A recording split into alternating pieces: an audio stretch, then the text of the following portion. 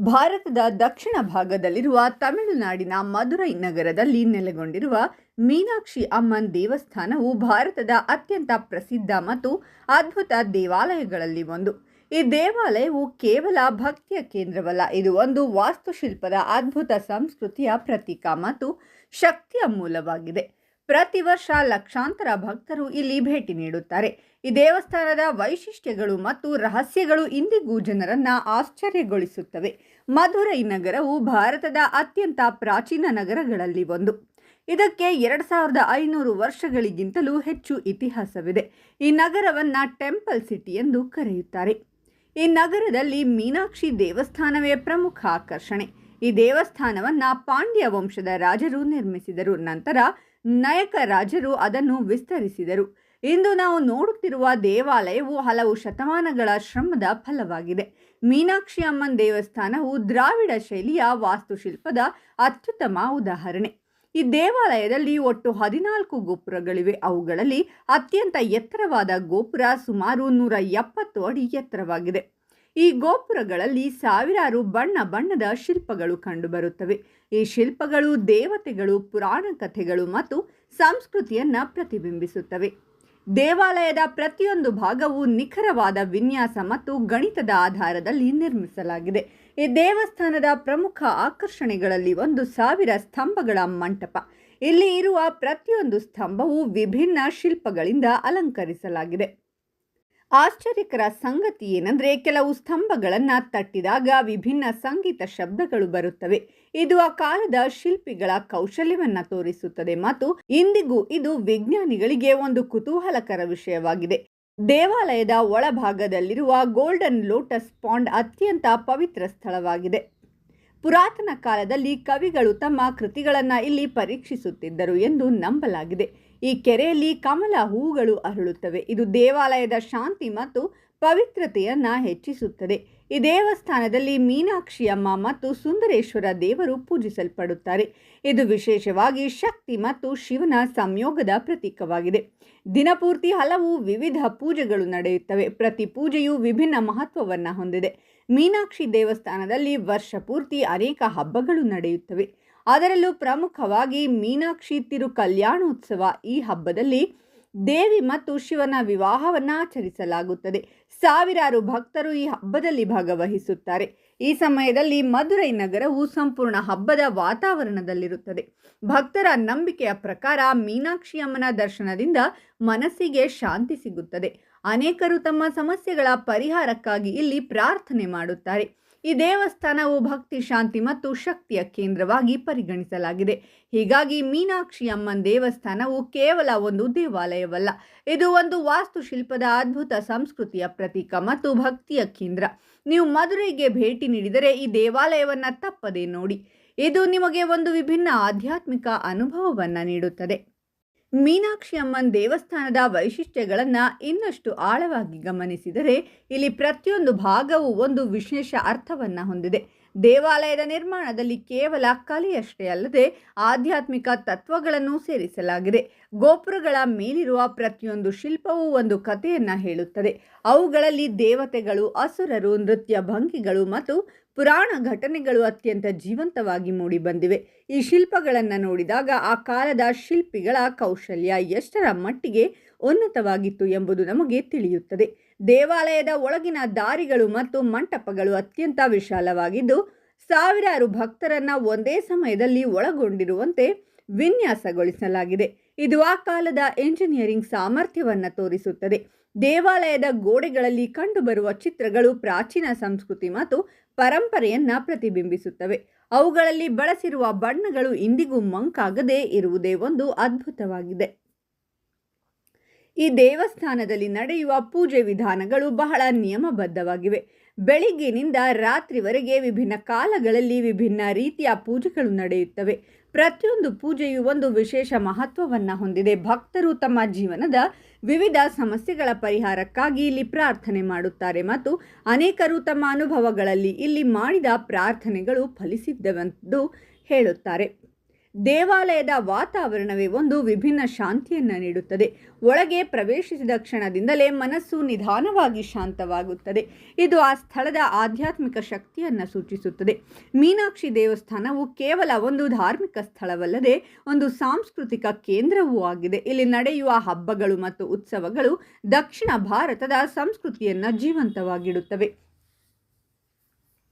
ಮೀನಾಕ್ಷಿ ತಿರು ಕಲ್ಯಾಣೋತ್ಸವದ ಸಂದರ್ಭದಲ್ಲಿ ಮದುರೈ ನಗರವು ಸಂಪೂರ್ಣವಾಗಿ ಹಬ್ಬದ ಬಣ್ಣದಲ್ಲಿ ಮೆರೆಯುತ್ತದೆ.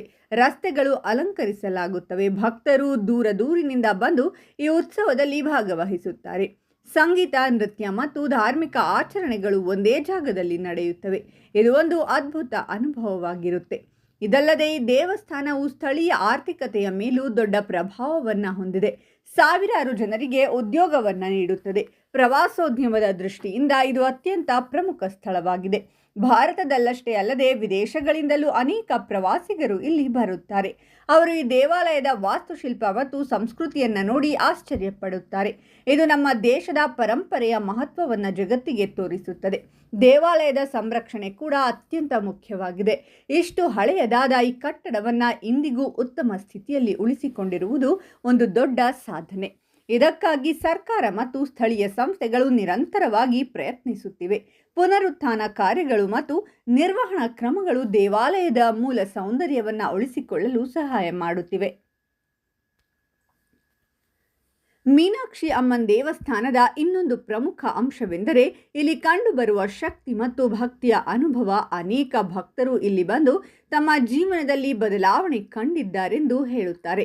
ಅವರಿಗೆ ಈ ಸ್ಥಳವು ಕೇವಲ ಒಂದು ದೇವಾಲಯವಲ್ಲದೆ ಒಂದು ಆಶ್ರಯವಾಗಿದೆ. ಸಂಕಷ್ಟದ ಸಮಯದಲ್ಲಿ ಇಲ್ಲಿ ಬಂದು ಪ್ರಾರ್ಥನೆ ಮಾಡಿದಾಗ ಅವರಿಗೆ ಧೈರ್ಯ ಮತ್ತು ನಂಬಿಕೆ ಸಿಗುತ್ತದೆ. ಇದು ಈ ದೇವಸ್ಥಾನದ ಆಧ್ಯಾತ್ಮಿಕ ಪ್ರಭಾವವನ್ನು ತೋರಿಸುತ್ತದೆ. ಇದರಿಂದ ಸ್ಪಷ್ಟವಾಗುವುದು ಏನೆಂದರೆ ಮೀನಾಕ್ಷಿ ಅಮ್ಮನ್ ದೇವಸ್ಥಾನವು ಕೇವಲ ಒಂದು ಐತಿಹಾಸಿಕ ಸ್ಮಾರಕವಲ್ಲ. ಇದು ಜೀವಂತ ಪರಂಪರೆ, ಭಕ್ತಿ, ಸಂಸ್ಕೃತಿ ಮತ್ತು ಕಲೆಯ ಸಂಕೇತವಾಗಿದೆ. ಇಲ್ಲಿರುವ ಪ್ರತಿಯೊಂದು ಕಲ್ಲು, ಪ್ರತಿಯೊಂದು ಶಿಲ್ಪ, ಪ್ರತಿಯೊಂದು ಮಂಟಪವು ಒಂದು ಕಥೆಯನ್ನು ಹೇಳುತ್ತೆ ಮತ್ತು ಆ ಕಥೆಗಳು ನಮ್ಮ ಸಂಸ್ಕೃತಿಯ ಆಳವನ್ನು ತೋರಿಸುತ್ತದೆ. ಮದುರೈಗೆ ಭೇಟಿ ನೀಡುವ ಪ್ರತಿಯೊಬ್ಬರೂ ಈ ದೇವಸ್ಥಾನವನ್ನು ನೋಡಿದಾಗ ಒಂದು ವಿಶೇಷ ಅನುಭವವನ್ನು ಪಡೆದುಕೊಳ್ಳುತ್ತಾರೆ. ಇದು ಜೀವನದಲ್ಲಿ ಮರೆಯಲಾಗದ ಅನುಭವವಾಗಿರುತ್ತೆ. ಮೀನಾಕ್ಷಿ ಅಮ್ಮನ್ ದೇವಸ್ಥಾನದ ವೈಭವವನ್ನು ಇನ್ನಷ್ಟು ಆಳವಾಗಿ ನೋಡಿದರೆ ಇಲ್ಲಿ ಕಾಣುವ ಪ್ರತಿಯೊಂದು ಅಂಶವೂ ಒಂದು ವಿಶೇಷ ಯೋಜನೆಯೊಂದಿಗೆ ನಿರ್ಮಿಸಲ್ಪಟ್ಟಿದೆ. ದೇವಾಲಯದ ಗೋಪುರಗಳ ವಿನ್ಯಾಸವು ಕೇವಲ ಅಲಂಕಾರಕ್ಕಾಗಿ ಮಾತ್ರವಲ್ಲ, ಅದು ಆಧ್ಯಾತ್ಮಿಕ ಅರ್ಥವನ್ನು ಹೊಂದಿದೆ. ಪ್ರತಿಯೊಂದು ಹಂತವು ಮಾನವನ ಆತ್ಮೀಯ ಯಾತ್ರೆಯನ್ನು ಸೂಚಿಸುತ್ತದೆ. ಕೆಳಗಿನಿಂದ ಮೇಲಕ್ಕೆ ಏರುವಂತೆ ಇರುವ ಈ ರಚನೆ ಭಕ್ತನ ಆತ್ಮವು ನಿಧಾನವಾಗಿ ದೇವರತ್ತ ಏರುತ್ತಿರುವುದನ್ನು ಪ್ರತಿನಿಧಿಸುತ್ತದೆ. ಈ ರೀತಿಯ ಆಲೋಚನೆಗಳು ಆ ಕಾಲದ ಶಿಲ್ಪಗಳ ಜ್ಞಾನವನ್ನು ತೋರಿಸುತ್ತವೆ. ದೇವಾಲಯದ ಒಳಭಾಗದಲ್ಲಿ ಕಂಡುಬರುವ ದಾರಿಗಳು ಮತ್ತು ಮಂಟಪಗಳು ಕೇವಲ ಸಂಚಾರಕ್ಕೆ ಮಾತ್ರವಲ್ಲದೆ ಭಕ್ತರಿಗೆ ಧ್ಯಾನ ಮಾಡಲು ಸಹ ಅನುಕೂಲವಾಗುವಂತೆ ವಿನ್ಯಾಸಗೊಳಿಸಲಾಗಿದೆ. ಇಲ್ಲಿ ನಡೆಯುವ ಪ್ರತಿಯೊಂದು ಹೆಜ್ಜೆಯೂ ಒಂದು ಶಾಂತ ಅನುಭವವನ್ನು ನೀಡುತ್ತದೆ. ದೀಪಗಳ ಬೆಳಕು ಮತ್ತು ಗಂಟೆಗಳ ಧ್ವನಿ ಸೇರಿ ಒಂದು ಆಧ್ಯಾತ್ಮಿಕ ವಾತಾವರಣವನ್ನು ಸೃಷ್ಟಿಸುತ್ತವೆ. ಇದು ಭಕ್ತರನ್ನು ಹೊರಗಿನ ಜಗತ್ತಿನಿಂದ ದೂರ ಮಾಡಿ ಒಳಗಿನ ಶಾಂತಿಗೆ ಕರೆದೊಯ್ಯುತ್ತದೆ. ಈ ದೇವಸ್ಥಾನದಲ್ಲಿ ಬಳಸಿರುವ ಕಲ್ಲುಗಳು ಮತ್ತು ನಿರ್ಮಾಣ ವಿಧಾನಗಳು ಅತ್ಯಂತ ವಿಶಿಷ್ಟವಾಗಿವೆ. ಸಾವಿರಾರು ವರ್ಷಗಳ ನಂತರವೂ ಈ ಕಟ್ಟಡವು ದೃಢವಾಗಿ ನಿಂತಿರುವುದು ಆ ಕಾಲದ ತಂತ್ರಜ್ಞಾನ ಎಷ್ಟರ ಮಟ್ಟಿಗೆ ಅಭಿವೃದ್ಧಿಯಾಗಿತ್ತು ಎಂಬುದನ್ನು ತೋರಿಸುತ್ತದೆ. ಯಾವುದೇ ಆಧುನಿಕ ಯಂತ್ರೋಪಕರಣಗಳಿಲ್ಲದೆ ಇಂತಹ ಮಹತ್ತರ ನಿರ್ಮಾಣವನ್ನು ಪೂರ್ಣಗೊಳಿಸಿರುವುದು ನಿಜವಾಗಿಯೂ ಒಂದು ಆಶ್ಚರ್ಯವಾಗಿದೆ. ಮೀನಾಕ್ಷಿ ದೇವಸ್ಥಾನದಲ್ಲಿ ನಡೆಯುವ ದೈನಂದಿನ ಆಚರಣೆಗಳು ಭಕ್ತರ ಜೀವನದಲ್ಲಿ ಒಂದು ನಿಯಮಿತತೆಯನ್ನು ತರುತ್ತವೆ. ಬೆಳಿಗ್ಗೆ ನಡೆಯುವ ಪೂಜೆಗಳು ದಿನದ ಶುಭಾರಂಭವನ್ನು ಸೂಚಿಸುತ್ತವೆ. ಸಂಜೆ ನಡೆಯುವ ಆರತಿ ಭಕ್ತರಿಗೆ ಶಾಂತಿ ಮತ್ತು ಸಮಾಧಾನವನ್ನು ನೀಡುತ್ತದೆ. ಈ ಎಲ್ಲ ಆಚರಣೆಗಳು ಸಾವಿರಾರು ವರ್ಷಗಳಿಂದ ಮುಂದುವರೆದಿದೆ ಮತ್ತು ಇಂದಿಗೂ ಅದೇ ರೀತಿಯಲ್ಲಿ ಪಾಲಿಸಲಾಗುತ್ತಿವೆ. ಇದು ನಮ್ಮ ಸಂಸ್ಕೃತಿಯ ಸ್ಥಿರತೆಯನ್ನು ತೋರಿಸುತ್ತದೆ. ಇದಲ್ಲದೆ ಈ ದೇವಸ್ಥಾನವು ಕಲೆಯ ಮಹಾಕೋಶವಾಗಿದೆ. ಇಲ್ಲಿ ಕಾಣುವ ಶಿಲ್ಪಗಳು ಮತ್ತು ಚಿತ್ರಗಳು ಕೇವಲ ಅಲಂಕಾರವಲ್ಲ, ಅವುಗಳಲ್ಲಿ ಗಣಿತ, ಜ್ಯಾಮಿತಿ ಮತ್ತು ಸಂಗೀತದ ಅಂಶಗಳು ಸೇರಿವೆ. ಕೆಲವು ಶಿಲ್ಪಗಳು ನೃತ್ಯದ ವಿಭಿನ್ನ ಭಂಗಿಗಳನ್ನು ತೋರಿಸುತ್ತವೆ. ಇದು ಭಾರತೀಯ ನೃತ್ಯ ಸಂಪ್ರದಾಯದ ಬೆಳವಣಿಗೆಯನ್ನು ಸೂಚಿಸುತ್ತದೆ. ಈ ರೀತಿಯ ವಿವರಗಳು ದೇವಸ್ಥಾನವನ್ನು ಕೇವಲ ಧಾರ್ಮಿಕ ಸ್ಥಳವಲ್ಲದೆ ಒಂದು ಶಿಕ್ಷಣ ಕೇಂದ್ರವನ್ನಾಗಿ ಮಾಡುತ್ತವೆ. ಮೀನಾಕ್ಷಿ ಅಮ್ಮನ್ ದೇವಸ್ಥಾನಕ್ಕೆ ಬರುವ ಪ್ರವಾಸಿಗರು ಇಲ್ಲಿ ಕೇವಲ ದರ್ಶನ ಮಾತ್ರ ಮಾಡದೆ ಈ ಕಲಾ ಸಂಪತ್ತನ್ನು ಗಮನಿಸುತ್ತಾರೆ. ವಿದೇಶಿ ಪ್ರವಾಸಿಗರು ಈ ಶಿಲ್ಪಗಳ ಸೂಕ್ಷ್ಮತೆಯನ್ನು ನೋಡಿ ಆಶ್ಚರ್ಯಪಡುತ್ತಾರೆ. ಅವರಿಗೆ ಇದು ಒಂದು ಅದ್ಭುತ ಕಲಾ ಪ್ರದರ್ಶನವಾಗುತ್ತದೆ. ಇದು ನಮ್ಮ ದೇಶದ ಪರಂಪರೆ ಮತ್ತು ಕೌಶಲ್ಯವನ್ನು ಜಗತ್ತಿಗೆ ಪರಿಚಯಿಸುತ್ತದೆ. ಈ ದೇವಸ್ಥಾನದಲ್ಲಿ ನಡೆಯುವ ದೊಡ್ಡ ಉತ್ಸವಗಳಲ್ಲಿ ರಥೋತ್ಸವವು ಒಂದು ಪ್ರಮುಖ ಕಾರ್ಯಕ್ರಮವಾಗಿದೆ. ಈ ಸಂದರ್ಭದಲ್ಲಿ ದೇವರ ರಥವನ್ನು ನಗರದಲ್ಲೆಲ್ಲ ತಿರುಗಿಸಲಾಗುತ್ತೆ. ಸಾವಿರಾರು ಜನರು ಸೇರಿ ಕಾರ್ಯಕ್ರಮವನ್ನು ನೋಡುತ್ತಾರೆ. ಭಕ್ತರು ಭಕ್ತಿಯಿಂದ ರಥವನ್ನು ಎಳೆಯುತ್ತಾರೆ. ಇದು ಸಮೂಹ ಭಕ್ತಿ ಮತ್ತು ಒಗ್ಗಟ್ಟಿನ ಪ್ರತೀಕವಾಗಿದೆ. ಈ ದೃಶ್ಯವು ತುಂಬ ಭಾವನಾತ್ಮಕವಾಗಿರುತ್ತದೆ. ಮೀನಾಕ್ಷಿ ದೇವಸ್ಥಾನವು ಪರಿಸರದೊಂದಿಗೆ ಕೂಡ ಹೊಂದಾಣಿಕೆಯಾಗಿರುವ ರೀತಿಯಲ್ಲಿ ನಿರ್ಮಿಸಲಾಗಿದೆ.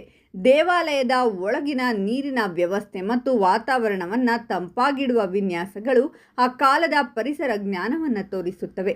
ಇಂತಹ ಅಂಶಗಳು ಇಂದಿನ ಕಾಲದಲ್ಲೂ ಪ್ರೇರಣೆಯಾಗುತ್ತೆ. ಈ ಎಲ್ಲ ವಿಷಯಗಳನ್ನು ನೋಡಿದಾಗ ಮೀನಾಕ್ಷಿ ಅಮ್ಮನ್ ದೇವಸ್ಥಾನವು ಕೇವಲ ಒಂದು ಕಟ್ಟಡವಲ್ಲ, ಅದು ಒಂದು ಜೀವಂತ ಸಂಸ್ಕೃತಿ, ಒಂದು ಆಧ್ಯಾತ್ಮಿಕ ಪಥ ಮತ್ತು ಒಂದು ಕಲಾ ವೈಭವವಾಗಿದೆ. ಇಲ್ಲಿ ಬರುವ ಪ್ರತಿಯೊಬ್ಬರು ತಮ್ಮ ತಮ್ಮ ರೀತಿಯಲ್ಲಿ ಒಂದು ಅನುಭವವನ್ನು ಪಡೆದುಕೊಳ್ಳುತ್ತಾರೆ. ಕೆಲವರಿಗೆ ಇದು ಭಕ್ತಿ, ಕೆಲವರಿಗೆ ಇದು ಕಲೆ, ಕೆಲವರಿಗೆ ಇದು ಇತಿಹಾಸ, ಆದರೆ ಎಲ್ಲರಿಗೂ ಇದು ಒಂದು ವಿಶೇಷ ಅನುಭವವಾಗಿರುತ್ತದೆ.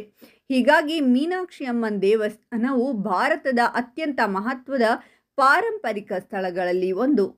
ಇದರ ಮಹತ್ವವನ್ನು ಪದಗಳಲ್ಲಿ ವಿವರಿಸಲು ಸಾಧ್ಯವಿಲ್ಲ. ಇದನ್ನು ಸ್ವತಃ ಅನುಭವಿಸಿದಾಗ ಮಾತ್ರ ಅದರ ನಿಜವಾದ ಅರ್ಥ ತಿಳಿಯುತ್ತದೆ. ಇಲ್ಲಿ ಕಾಣುವ ಸೀಲಿಂಗ್ ಚಿತ್ರಗಳು ವಿಶೇಷ ಗಮನ ಸೆಳೆಯುತ್ತವೆ. ಈ ಚಿತ್ರಗಳಲ್ಲಿ ಬಳಸಿರುವ ಬಣ್ಣಗಳು ಮತ್ತು ವಿನ್ಯಾಸಗಳು ಅತ್ಯಂತ ಸೂಕ್ಷ್ಮವಾಗಿದ್ದು, ಶತಮಾನಗಳ ನಂತರವೂ ಅವುಗಳ ಕಳೆ ಮಂಕಾಗದೆ ಉಳಿದಿವೆ. ಇದು ಈ ಕಾಲದ ಚಿತ್ರಕಾರರ ನಿಪುಣತೆಯನ್ನು ತೋರಿಸುತ್ತದೆ. ದೇವಸ್ಥಾನದ ಮೇಲ್ಛಾವಣಿಗಳಲ್ಲಿ ಚಿತ್ರಿಸಲಾದ ವೃತ್ತಾಕಾರ ವಿನ್ಯಾಸಗಳು ಮತ್ತು ಪುರಾಣ ದೃಶ್ಯಗಳು ಭಕ್ತರನ್ನು ಆಕರ್ಷಿಸುತ್ತವೆ. ಇದು ಕೇವಲ ಅಲಂಕಾರವಲ್ಲದೆ ಆಧ್ಯಾತ್ಮಿಕ ಅರ್ಥವನ್ನು ಒಳಗೊಂಡಿವೆ. ದೇವಾಲಯದ ಗರ್ಭಗುಡಿಯ ಭಾಗ ಅತ್ಯಂತ ಪವಿತ್ರವಾಗಿದ್ದು, ಇಲ್ಲಿ ಮೀನಾಕ್ಷಿ ಅಮ್ಮನ ವಿಗ್ರಹವನ್ನು ದರ್ಶನ ಮಾಡಬಹುದು. ಈ ಭಾಗದಲ್ಲಿ ಇರುವ ವಾತಾವರಣವು ತುಂಬ ಶಾಂತವಾಗಿರುತ್ತದೆ. ದೀಪಗಳ ಬೆಳಕು ಮತ್ತು ಧೂಪದ ಸುಗಂಧ ಸೇರಿ ಒಂದು ವಿಭಿನ್ನ ಅನುಭವವನ್ನು ನೀಡುತ್ತದೆ. ಭಕ್ತರು ಇಲ್ಲಿ ನಿಂತು ಪ್ರಾರ್ಥನೆ ಮಾಡುವಾಗ ಸಮಯವೇ ನಿಂತಂತಾಗುತ್ತದೆ ಎಂಬ ಅನುಭವವನ್ನು ಪಡೆಯುತ್ತಾರೆ. ಇದು ದೇವಾಲಯದ ಆಧ್ಯಾತ್ಮಿಕ ಶಕ್ತಿಯ ಪ್ರಭಾವವಾಗಿದೆ. ಈ ದೇವಸ್ಥಾನದಲ್ಲಿ ಬೆಳಕು ಮತ್ತು ಗಾಳಿಯ ವ್ಯವಸ್ಥೆ ಕೂಡ ವಿಶೇಷವಾಗಿದೆ. ದೇವಾಲಯದ ವಿನ್ಯಾಸವು ಪ್ರಕೃತಿಯ ಬೆಳಕನ್ನು ಒಳಗೆ ತರಲು ಮತ್ತು ಗಾಳಿಯ ಸಂಚಾರವನ್ನು ಸುಗಮಗೊಳಿಸಲು ಸಹಾಯ ಮಾಡುತ್ತದೆ. ಇದರಿಂದ ಒಳಭಾಗವು ಸದಾ ತಂಪಾಗಿರುತ್ತದೆ. ಈ ರೀತಿ ವಿನ್ಯಾಸಗಳು ಆ ಕಾಲದ ಪರಿಸರ ಜ್ಞಾನ ಮತ್ತು ವಾಸ್ತುಶಿಲ್ಪದ ಮಹತ್ವವನ್ನು ತೋರಿಸುತ್ತವೆ. ಮೀನಾಕ್ಷಿ ದೇವಸ್ಥಾನದಲ್ಲಿ ನಡೆಯುವ ರಾತ್ರಿ ಆರತಿ ಒಂದು ವಿಶೇಷ ಅನುಭವವಾಗಿರುತ್ತದೆ. ಸಂಜೆ ಸಮಯದಲ್ಲಿ ದೀಪಗಳ ಬೆಳಕು ದೇವಾಲಯದ ಗೋಡೆಗಳ ಮೇಲೆ ಪ್ರತಿಫಲಿಸಿ ಒಂದು ಅದ್ಭುತ ವಾತಾವರಣವನ್ನು ಸೃಷ್ಟಿಸುತ್ತದೆ. ಗಂಟೆಗಳ ಧ್ವನಿ ಮತ್ತು ಮಂತ್ರಗಳ ನಾದ ಭಕ್ತರನ್ನು ಆಧ್ಯಾತ್ಮಿಕ ಲೋಕಕ್ಕೆ ಕರೆದೊಯ್ಯುತ್ತದೆ. ಈ ಸಮಯದಲ್ಲಿ ದೇವಾಲಯದ ಸೌಂದರ್ಯ ಇನ್ನಷ್ಟು ಹೆಚ್ಚಾಗುತ್ತದೆ.